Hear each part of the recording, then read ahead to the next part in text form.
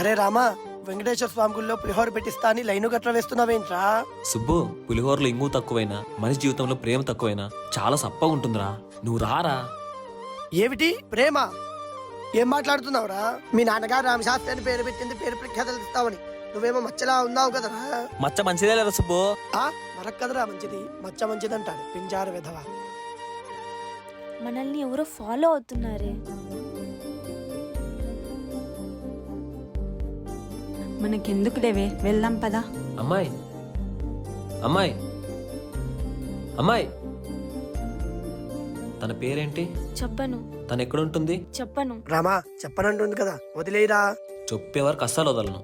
తారా గురించి మాట్లాడమని వాళ్ళ నాన్నకు తెలిస్తే ఇద్దరిని కలిపి కైమా కొట్టేస్తాడు. రే సుబ్బు, చెప్పనంటూనే పేరు చెప్పేసిందిరా, తారా అని.